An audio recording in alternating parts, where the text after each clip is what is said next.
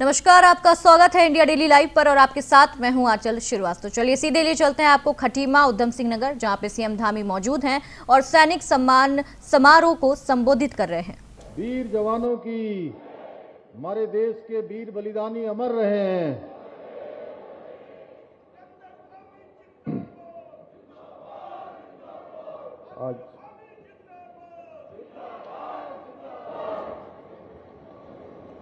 आज सैनिक सम्मान समारोह एवं सीएसटी कैंटीन का लोकार्पण एवं मेरे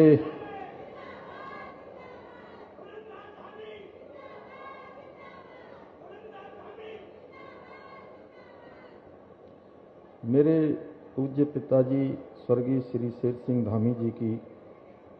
छठी पुण्यतिथि के अवसर पर विशाल संख्या में आए हुए आज के इस समारोह में मंच पर आसीन अभी हमारे सैनिक कल्याण मंत्री गणेश जोशी जी यहाँ बोल रहे थे और उनका खुद ही बहुत अथक परिश्रम है इस क्षेत्र में और पूरे राज्य के अंदर। सैनिक कल्याण विभाग के मंत्री श्री गणेश जोशी जी, यहाँ के प्रभारी मंत्री इस जनपद के श्री प्रदीप बत्रा जी, शहरी विकास विभाग के मंत्री श्री राम सिंह कैड़ा जी, भारतीय जनता पार्टी के जिला अध्यक्ष भाई कमल जिंदल जी, मनोज पाल जी और हमारे बीच में अभी पूरे सेंट्रल कमांड के chief lieutenant general Anil Sen Gupta ji थे और उनकी पूरी टीम थी। जनरल मिश्रा भी थे, जनरल गिल भी थे। वो सभी लोग अभी चले गए हैं और मंच पर आसीन हमारे रुद्रपुर विधानसभा के लोकप्रिय विधायक शिव अरोड़ा जी, काशीपुर विधानसभा के लोकप्रिय विधायक श्री त्रिलोक सिंह चीमा जी, पूर्व विधायक डॉक्टर प्रेम सिंह राणा जी, विनय रोहिला जी, डॉक्टर डब्बू जी, ध्रुव रौतेला जी, फरजाना बेगम जी, मेयर रुद्रपुर श्री विकास शर्मा जी, मेयर हल्द्वानी श्री गजराज सिंह बिष्ट जी, मेयर काशीपुर श्री दीपक बाली जी, भूतपूर्व सैनिक संगठन के अध्यक्ष कैप्टन श्री गंभीर सिंह धामी जी, भूतपूर्व सैनिक संगठन चंपावत के अध्यक्ष कैप्टन भानीचंद जी, लेफ्टिनेंट कर्नल बीएस रौतेला जी, चेयरमैन नगर पालिका परिषद खटीमा श्री रमेश चंद जोशी जी, सरिता राणा जी ब्लॉक प्रमुख और मेरे मित्र और राजस्थान से विशेष रूप से आज इस कार्यक्रम में पधारे विराटनगर विधानसभा के लोकप्रिय विधायक, जिनके चुनाव में भी मेरे को जाने का अवसर मिला था, श्री कुलदीप धनखड़ जी और आगे का ओहो अच्छा, तो हमारे बीच में अभी हमारे इस लोकसभा क्षेत्र नैनीताल उधम सिंह नगर के लोकप्रिय सांसद और भारत सरकार के पूर्व मंत्री और अनेक दायित्वों पर जिन्होंने काम किया है, आदरणीय अजय भट्ट जी भी हमारे बीच में आ गए हैं। थोड़ा मैं एक बार चाहूँगा जोरदार तालियों से आप सब उनका स्वागत करें। मंच पर आसीन बहुत सारे लोग जिनका नाम इसमें लिखा नहीं है, हेमराज जी भी हैं, उधर सीमा जी हमारे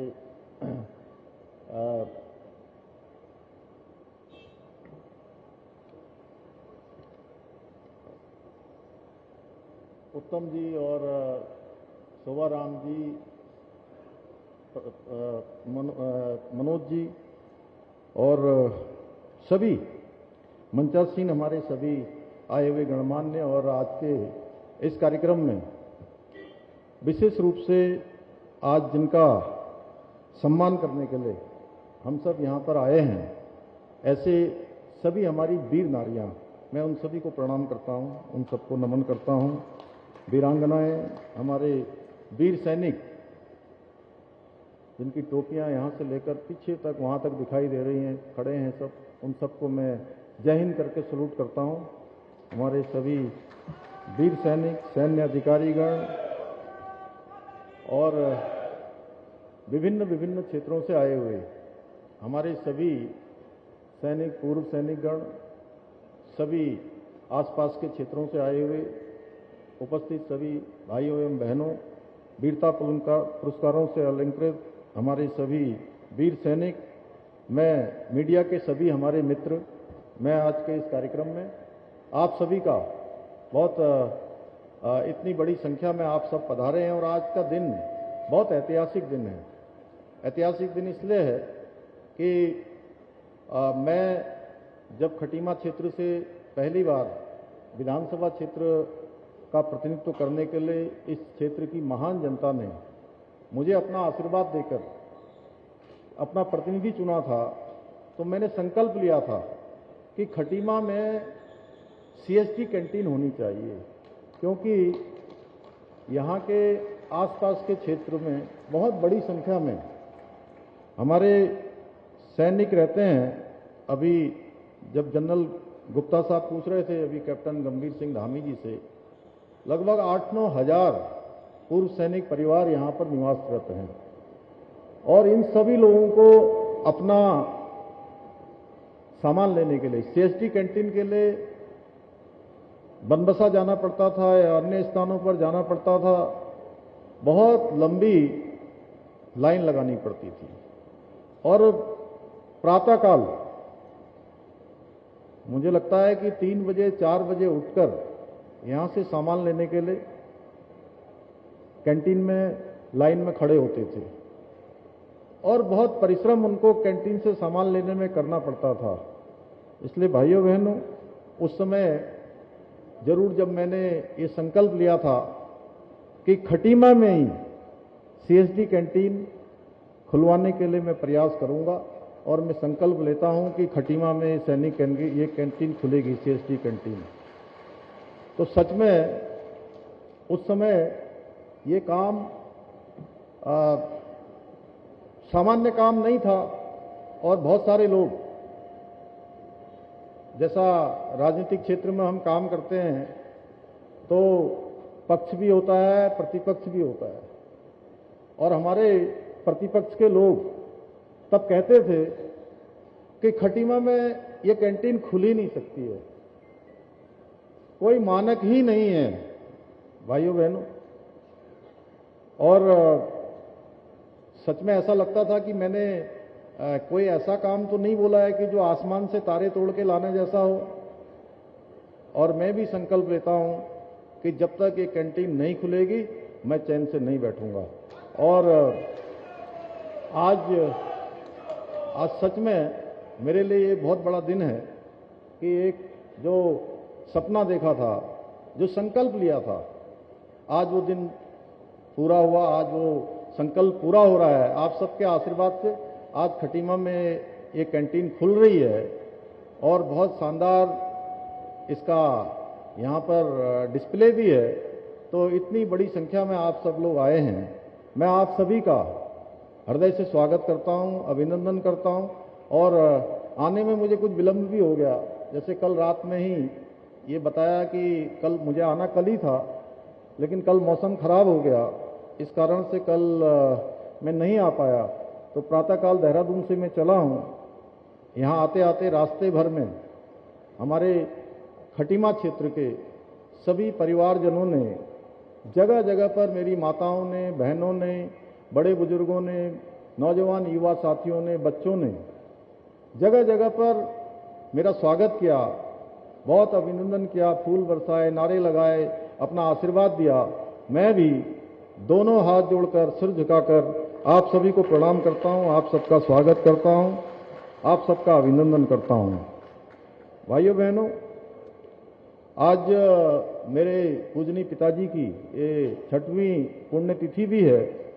और आप सभी के बीच में जब भी मैं आता हूं तो सच में मन बहुत भाव से भर जाता है। मैं अपने को भावुक होने से नहीं रोक पाता हूं जब मैं देखता हूं कि बचपन से जिनके साथ में रहा हूं वो सभी मुझे दिखाई देते हैं। और आज का दिन सच में मेरे लिए आप सबके बीच में, आप सब योद्धाओं के बीच में, हमारी वीर नारियों के बीच में, जिन्होंने जीवन के अनेक कष्टों का, चुनौतियों का सामना किया है, उनके बीच में आना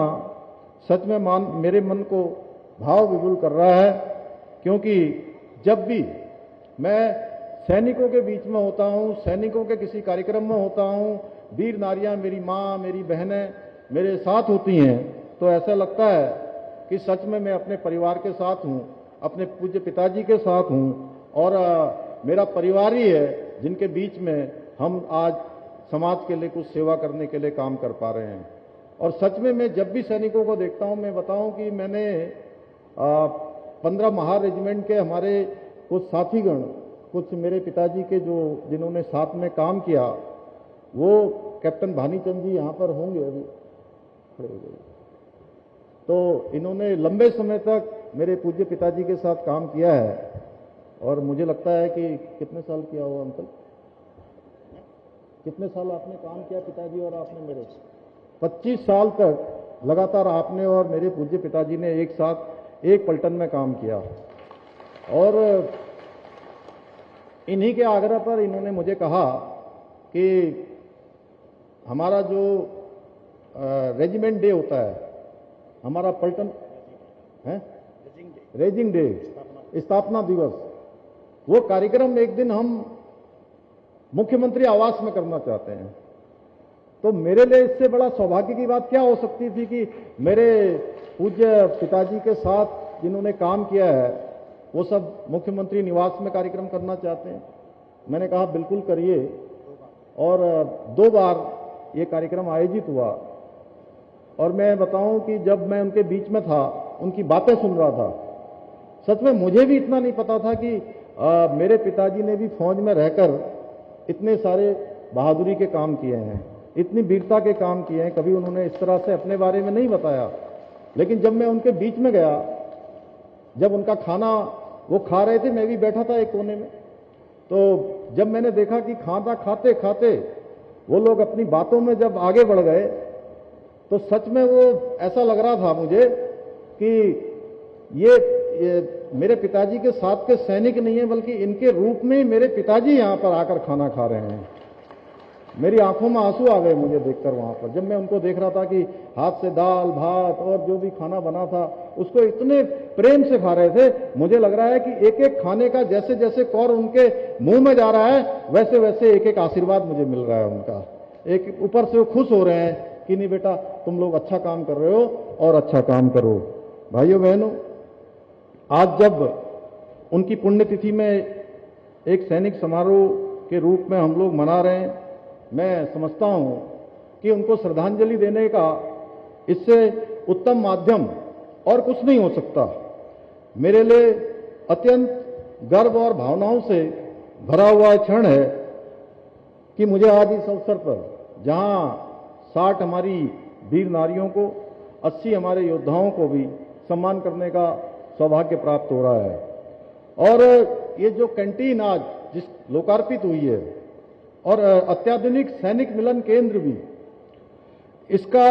भी लोकार्पण करने का सौभाग्य में शुभ अवसर प्राप्त हुआ है। और सच में आज भगवान की कृपा से, आप सबके आशीर्वाद से एक बात और, कि हम हमेशा कहते हैं हमारे प्रधानमंत्री आदरणीय नरेंद्र मोदी जी के मार्गदर्शन में, उनके नेतृत्व में हम जिन भी कामों को शुरू करते हैं, जो भी योजनाएं हम शुरू करते हैं, वो सारी योजनाएं हमारी भगवान की कृपा से, आप सबके आशीर्वाद से पूरी होती हैं। यानी कि जिनका शिलान्यास किया जाता है उनका लोकार्पण भी होता है। बीच में वो योजनाएं अटकती नहीं है, भटकती नहीं है, फाइलों में लटकती नहीं है, वो योजनाएं पूरी होती हैं। भाइयों बहनों, आज मैं इस अवसर पर अन्य भी हमारे सभी खटीमा क्षेत्र के सभी भाई बहनों का, हमारे सेवा संकल्प फाउंडेशन का, सबका मैं हृदय से आभार व्यक्त करता हूं, जिन्होंने इस कार्यक्रम को आयोजन करने में गत वर्ष भी, इस वर्ष भी हमारे जिला एडमिनिस्ट्रेशन के जिलाधिकारी जी, हमारे वरिष्ठ पुलिस अधीक्षक, मुख्य विकास अधिकारी, हमारे सभी प्रशासन के सभी अधिकारीगण, सभी हमारे कार्मिक और विभिन्न विभागों से आए हुए सभी हमारे अधिकारीगण, कर्मचारीगण, उन सब का भी मैं हृदय से आभार व्यक्त करता हूं, जिन्होंने इस कार्यक्रम को, इस पुण्य स्मृति के कार्यक्रम को भावपूर्ण इसका आयोजन करने का संयोजन किया है। भाइयों बहनों, ये दिन, आज का ये दिन, ये 9 अप्रैल का दिन मेरे जीवन का सबसे पीड़ादायक और दुखद दिन था, जब मैंने अपने प्रेरणास्वरूप अपने पूज्य पिताजी को खो दिया। और जब भी मैं उन्हें याद करता हूं तो आंखें नम हो जाती हैं, लेकिन साथ ही गर्व का अनुभव भी होता है कि उन्होंने मुझे जीवन में जो मूल्य सिखाए, उन्हीं के सहारे मैं आज जनसेवा के मार्ग पर अग्रसर हूं। आज मैं जो भी समाज में नियम, अनुशासन, संयम से काम कर पा रहा हूं, सच में वो उन्हीं के द्वारा मुझे जो सीख दी गई, उनके विचार, उनके सिद्धांत, उनका संघर्षपूर्ण जीवन आज हर कदम पर मेरा मार्गदर्शन करता है। जब जब मुझे कोई परेशानी आती है, तब तब मैं उनका स्मरण करता हूं। उन्होंने अपना पूरा जीवन अत्यंत सादगी के साथ जिया, लेकिन अपने मजबूत व्यक्तित्व और सेवा भाव से उन्होंने हमेशा यथासंभव समाज में भी काम करने का कार्य किया। भाइयों बहनों, जब मैं बहुत छोटा था तो मैं अक्सर अपने पूज्य पिताजी को वर्दी में देखता था, तो वर्दी में देखकर मेरे मन में एक गर्व का भाव उत्पन्न होता था और साथ ही ये जिज्ञासा भी होती थी। मैं हमेशा अपने पिताजी को ये देखता था कि वो अपनी वर्दी बहुत सलीके से रखते थे, बहुत संभाल कर रखते थे, और उसके बारे में अगर पहले, शायद मेरे से पहले कोई बोलता तो कैप्टन भानीचंद जी बताते कि उन्होंने किस प्रकार से वहां पर अपने शीशा लगाया था। सच में बहुत संभाल के अपने, बाद में जब नायब सूबेदार बन गए तो 2 स्टार जब लग गए, तब मैं देखता था कि बड़े ब्रश से उसको जो है किस प्रकार से उसको शाइनिंग करते थे, कैसे वो अपने बूटों को चमकाते थे, वर्दी को लगाते थे, बेल्ट को लगाते थे। ये सब मैंने देखा। भाइयों, एक दिन मैंने ऐसे ही जिज्ञासावश उनसे पूछ लिया कि आप अपनी वर्दी को हमेशा इतना संभाल कर क्यों रखते हो, इतना साफ सुथरा क्यों रखते हो, बिल्कुल एकदम जिसको जहां पर लगना चाहिए वहीं पर लगाते हैं, और बेल्ट भी, अपनी टोपी भी, अपना पैंट भी, अपनी शर्ट भी, हर तरीके से। तो उन्होंने मुझे उस दिन जो सीख दी, वो सच में मेरे जीवन में हमेशा मेरे जीवन का एक हिस्सा बन गई। उन्होंने कहा, बेटा, एक फौजी के लिए उसकी वर्दी ही उसकी सम्मान होती है, वर्दी ही उसकी पहचान होती है। और बेटा, ये सिर्फ सम्मान नहीं, बल्कि ये एक बहुत बड़ी जिम्मेदारी है और देश की सेवा करने की जिम्मेदारी है। लोग वर्दी पहने हुए व्यक्ति को देखते ही उसके प्रति मन के भाव को बदल देते हैं। मन में तमाम प्रकार का एक विश्वास का भाव, एक श्रद्धा का भाव,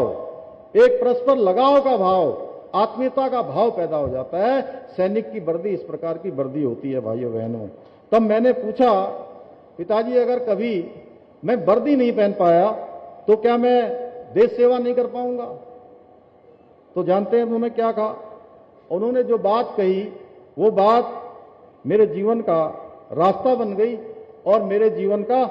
ध्येय बन गई। भाइयों बहनों, उन्होंने कहा, बेटा, देश सेवा केवल वर्दी पहनकर नहीं होती है, बल्कि हर क्षण, हर पल अनवरत रूप से, ईमानदारी से अपने कर्तव्यों का निर्वहन करना भी, अनुशासन से काम करना भी सच्ची देश सेवा होती है। भाइयों बहनों, और उनके इन्हीं शब्दों ने मुझे राजनीति के क्षेत्र में आने से पहले ही समझा दिया था कि राजनीतिक क्षेत्र में जब जब आप देखते होंगे, कभी मीडिया के हमारे मित्र, जब मैं किसी बड़े चैनल पर कभी साक्षात्कार के लिए जाता हूं, तो मुझे पूछते हैं कि आप एक सामान्य परिवार में पैदा हुए, आप क्या कभी शुरू से सोचते थे कि मैं कुछ बनूंगा, मैं किसी पद पर जाऊंगा? तो मेरा हमेशा एक उत्तर होता है, मैं कहता हूं कि मैंने कभी भी बचपन से ये नहीं सोचा कि मैं कुछ बनूंगा, मैंने हमेशा ये सोचा कि मैं कुछ करूंगा। भाइयों बहनों, यही मैंने अपने पूज्य पिताजी से सीखा। इसलिए मेरे लिए ये जीवन अनुशासन, ईमानदारी और समाज के प्रति जिम्मेदारी के प्रतीक रहे हैं। और उन्होंने मुझे ये भी सिखाया कि सबसे पहले राष्ट्र होता है, राष्ट्र से पहले कुछ नहीं होता है, उसके बाद सारी चीजें आती हैं। भाइयों बहनों, वो अक्सर एक कविता भी सुनाया करते थे और मुझे निरंतर प्रेरित करते थे। वो कहते थे कि पथ कठिन हो, धूप प्रखर हो, मन में दृढ़ विश्वास रहे, चलते रहना, रुकना मत तुम, जब तक मंजिल पास ना आ जाए, जब तक मंजिल पास ना आ जाए। आज इतने वर्षों बाद भी जब मैं पीछे मुड़कर देखता हूं तो ये महसूस होता है कि मैं जो कुछ भी कार्य कर रहा हूं उसमें मेरे पूज्य पिताजी के द्वारा दिए गए संस्कारों का सबसे बड़ा योगदान है। भाइयों बहनों, उन्होंने 28 वर्षों तक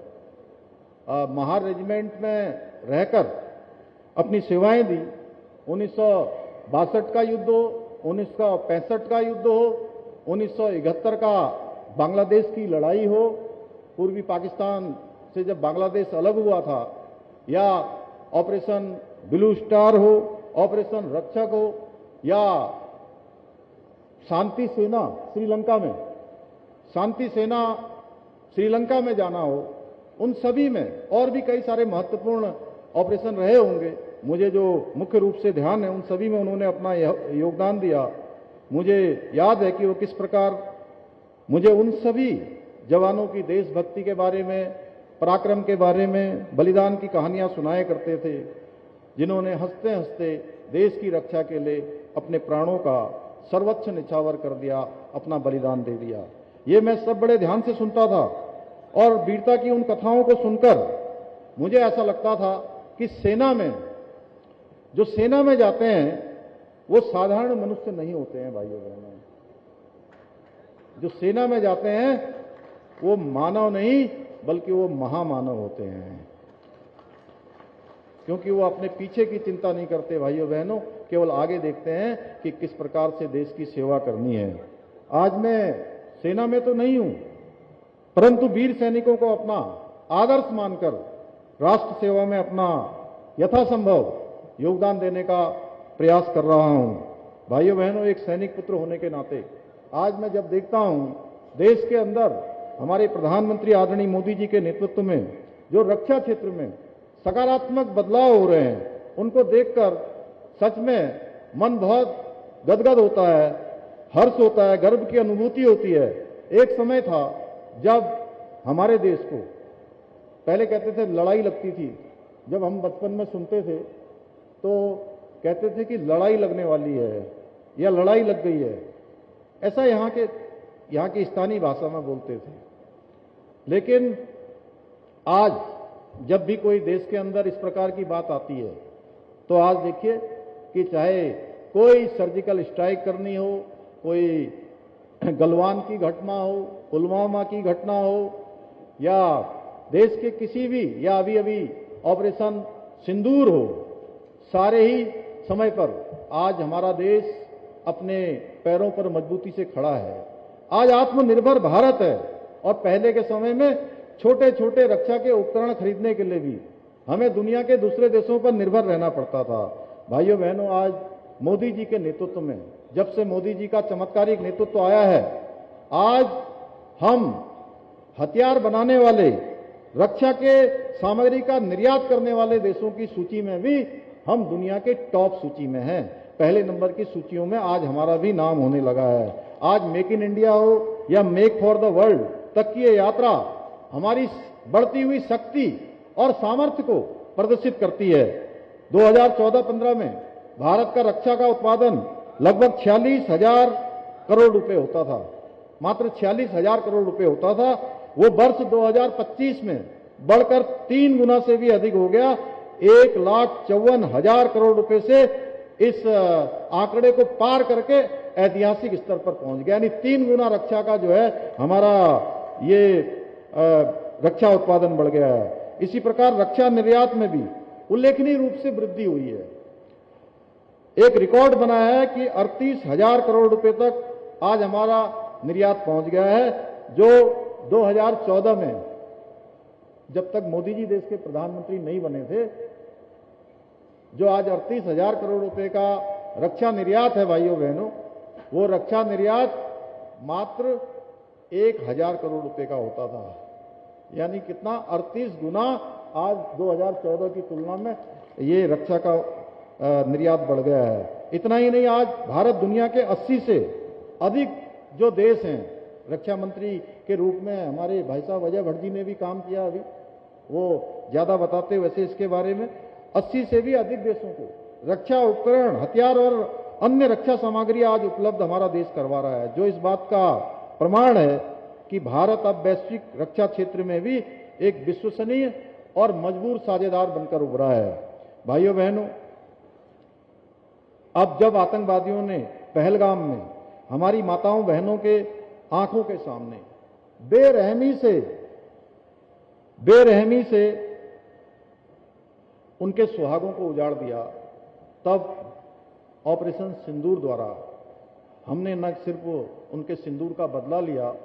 बल्कि आतंकवादियों और उनके अड्डों को खत्म करने के साथ ही विश्व को भारत की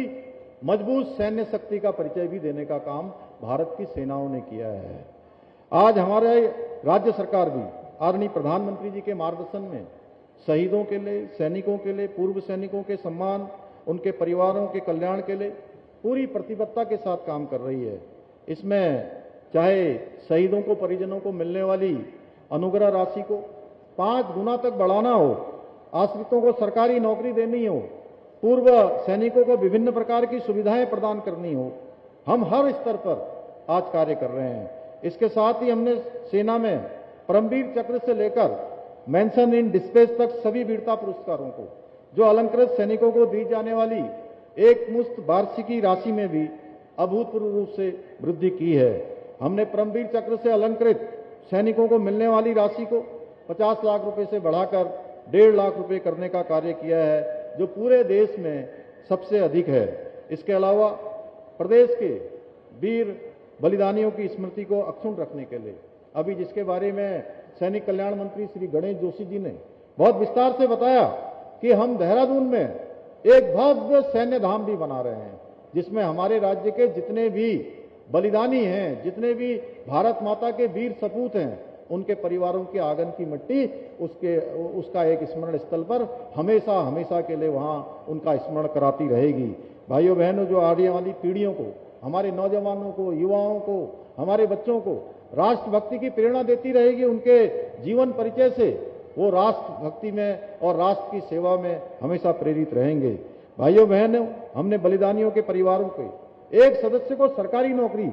में समायोजित करने का भी निर्णय लिया है और सरकारी नौकरी के लिए आवेदन करने की अवधि को 2 वर्ष से बढ़ाकर, पहले आवेदन करने के लिए केवल 2 वर्ष का समय होता था और इस समय में बहुत सारे उनके परिजन नौकरी के लिए आवेदन नहीं कर पाते थे। उनको फिर तमाम प्रकार की चुनौतियों का सामना करना पड़ता था, परेशानियों का सामना करना पड़ता था। इस समस्या को ध्यान में रखते हुए हमने इस समय सीमा को, जो 2 वर्ष होती थी, उस समय सीमा को बढ़ाकर 5 वर्ष करने का भी निर्णय लिया है। यही नहीं, हम प्रदेश के बलिदानियों के आश्रितों को नौकरी पूर्व प्रशिक्षण तथा पुत्री विवाह अनुदान जैसी योजनाएं भी संचालित कर रहे हैं। राज्य में वीरता पुरस्कार प्राप्त सैनिकों और पूर्व सैनिकों हेतु सरकारी बसों में यात्रा को निःशुल्क व्यवस्था करने के साथ साथ सेवारत और पूर्व सैनिकों हेतु 25 लाख रुपए की स्थायी संपत्ति की खरीद पर स्टाम्प ड्यूटी में 25% की छूट भी प्रदान की जा रही है। भाइयों बहनों, उत्तराखंड केवल देवभूमि नहीं है, बल्कि यह वीर भूमि भी है। यहाँ की पावन माटी में जन्मे सपूतों ने मां भारती के लिए अपना सर्वस्व न्यौछावर किया है और मेरा भी ये सौभाग्य है कि मैं एक सैनिक पुत्र होने के नाते मैं सैनिक परिवारों के त्याग को, उनकी परेशानियों को, उनकी समस्याओं को, उनके जीवन के अभाव को मैंने बहुत करीब से देखा है, बहुत करीब से देखा है, क्योंकि हमारे यहाँ हर परिवार से कोई सेना में है, कोई हमारे पैरामिलिट्री फोर्स में, और मुझे तो सौभाग्य से ऐसे परिवेश में पैदा होने का अवसर मिला है जहां हमसे पहले वाले भी कई पीढ़ियों से सेना में अपनी सेवाएं दे रहे हैं और हमसे आगे भी आज भी हमारे कई सारे नातेदार, रिश्तेदार, आस पड़ोस, घर परिवार, कहीं ना कहीं जुड़े हुए लोग आज सेना को अपनी सेवाएं देने का काम कर रहे हैं भाइयों बहनों। इसलिए मैं आप सभी को विश्वास दिलाना चाहता हूं कि हमारी सरकार सैनिकों को राष्ट्र का सर्वोच्च नायक मानते हुए उनके सम्मान और उनके परिवारों के कल्याण के अपने विकल्प रहित संकल्प को पूरा करने के लिए निरंतर कार्य करती रहेगी। और भाइयों बहनों, यह भी मैं बताना चाहता हूं, बहुत सारे ऐतिहासिक काम इन सालों में राज्य के अंदर संपन्न हुए हैं। चाहे समान नागरिक संहिता का कानून हो, यूसीसी का कानून आज देश के अंदर सबसे पहले किसी राज्य में लागू हुआ है तो वो राज्य हमारा देवभूमि उत्तराखंड है। अब यहां रहने वाले चाहे कोई किसी पंथ का होगा, किसी जाति का होगा, किसी समुदाय का होगा, भाइयों बहनों, सबके लिए एक समान कानून उत्तराखंड के अंदर लागू हो गया है। और हमने इसको लागू किया। हमारे लागू करने के बाद आज पूरे देश के अंदर इसकी एक शुरुआत जो उत्तराखंड से हुई, अन्य राज्य भी उस दिशा में चल पड़े हैं। अन्य राज्य भी आज उसी दिशा में आगे बढ़ रहे हैं, समान नागरिक संहिता को अपना रहे हैं। भाइयों बहनों, इसके अतिरिक्त हमने हमारे बच्चों के लिए, हमारे युवाओं के लिए, हमारे बेटे बेटियों के लिए, भाई बहनों के लिए हमने नकल का सख्त कानून लागू किया। और नकल का सख्त कानून लागू करने का यह प्रभाव हुआ कि पिछले 4 वर्षों में राज्य के अंदर हमारे ऐसे बेरोजगार नौजवान युवा भाई बहन जो बार बार अपनी परीक्षाओं की तैयारियां करते थे, परीक्षाओं में भाग लेते थे, लेकिन परीक्षा फल उनके निकलते नहीं थे, या परीक्षा फल निकलने से पहले ही परीक्षा निरस्त हो जाया करती थी, या निकलते भी थे तो उनका चयन होता था जो नकल माफियाओं से सांठगांठ किए रहते थे, या भ्रष्टाचार में लिप्त रहते थे, या नकल के काम में लिप्त रहते थे। भाइयों बहनों, हमने नकल का कानून लागू किया और 100 से ज्यादा नकल माफियाओं को जेल की सलाखों के पीछे भेजने का काम किया। उसका परिणाम हुआ कि पिछले 4 वर्षों में 30,000 से अधिक हमारे बेटे बेटियों, भाई बहनों, गरीब माता पिता के बेटे बेटियों को आज चयन का अवसर मिला है भाइयों बहनों। और ऐसे अनेक काम हमने आगे बढ़ाए हैं। हमने भूमि का कानून लागू किया है। हमने यहां पर जो है जो तमाम प्रकार के कब्जे हो रहे थे, अतिक्रमण हो रहा था, उस अतिक्रमण को हटाने के लिए हमने अतिक्रमण हटाओ अभियान चालू किया, जिसमें 12,000 एकड़ से अधिक आज सरकारी जमीनें हमने इस अतिक्रमण से मुक्त कराई हैं। लव जिहाद हमारी बहन बेटियों को, उनके जीवन को, उनके भविष्य को कोई खराब न कर पाए, उनके साथ कोई धोखा न कर पाए, इस पर भी हमने काम किया सख्ती से। और आज सख्ताई से धर्मांतरण जैसा कानून भी राज्य के अंदर लागू है भाइयों बहनों। अभी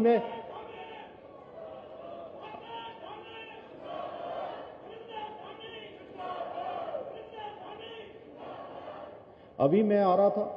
तो मुझे कुछ अल्पसंख्यक समुदाय के हमारे भाई मिले यहां रास्ते में, जिन्होंने अपने हाथ में एक बोर्ड ले रखा था कि मदरसा एक्ट जो हमने भंग किया है पहले वाला, और नया हम लाए हैं, नया हमने सबके लिए एक अच्छा कानून लेकर आए हैं भाइयों बहनों। हमने इसको चूंकि राज्य के अंदर ये देवभूमि उत्तराखंड है, यहां पर कबीलाई मानसिकता नहीं चाहिए, 500 वर्ष पुरानी ये कट्टरवादी सोच नहीं चाहिए भाइयों बहनों। आज हमारे बच्चों को आधुनिक शिक्षा मिलनी चाहिए, आधुनिक संस्कार मिलने चाहिए। हमने मदरसा एक्ट भंग करने का निर्णय लिया और इस वर्ष 1 जुलाई 2026 से इस वर्ष अब राज्य के अंदर ऐसे मदरसे बिल्कुल संचालित नहीं हो पाएंगे जो राज्य के हमारे शिक्षा बोर्ड के द्वारा जो चयनित पाठ्यक्रम है, जिस पाठ्यक्रम को अगर नहीं पढ़ाएंगे तो उनका वो मदरसा बंद कर दिया जाएगा भाइयों बहनों। ऐसे अनेक काम हमने किए हैं भाइयों बहनों, मैं उसको बोलूंगा तो बहुत लंबा हो जाएगा। हम किसानों के हित में भी निर्णय ले रहे हैं। ऐसे उधम सिंह नगर में मैं देख रहा हूं कि पहले जो गेहूं के सेंटर थे वो सेंटरों से लिया जाता था, इस वर्ष कुछ व्यवस्था में परिवर्तन जैसा बता रहे थे। इससे किसानों के अंदर जो किसानों को परेशानी हो रही है, और मैं आज यहां से कहना चाहता हूं कि किसानों की भी ये सरकार है, जैसे ये जवानों की सरकार है, किसानों की भी सरकार है। और मैं एक जवान पुत्र भी हूं, मैं सैनिक का पुत्र भी हूं और मैं एक किसान पुत्र भी हूं। किसानी भी मैं बचपन से करता आया हूं, इसलिए जैसी व्यवस्था पहले थी उसी व्यवस्था को फिर से यहां पर लागू किया जाएगा, जिससे हमारे किसानों को किसी प्रकार की कोई परेशानी न हो। इसके अतिरिक्त मुझे आज यहां पर बहुत सारे पत्र दिए हैं, मुझे काशीपुर वालों ने भी दिए हैं, जसपुर वालों ने भी दिए हैं, बिंदु खत्ता वाले मुझे मिलने ही वाले हैं। अभी माननीय गणेश जोशी जी ने अभी बताया है, तो उनके लिए हम लोग पहले से ही बात कर रहे हैं। हमारे सांसद जी यहाँ पर लगातार उनकी बात उठाते रहे हैं, यहाँ से लेकर दिल्ली तक हम सब लोग हैं। पर्यावरण वाला भी पिथौरागढ़ का मामला है, वो भी हम लोगों ने लगातार परस्यू किया है। ऐसे जितने भी मामले और खटिया करते रहेंगे और इन्हीं सबकों के साथ को और सभी को एक बार फिर से नमन करते हुए मैं अपनी बात को समाप्त करता हूँ। बहुत बहुत धन्यवाद।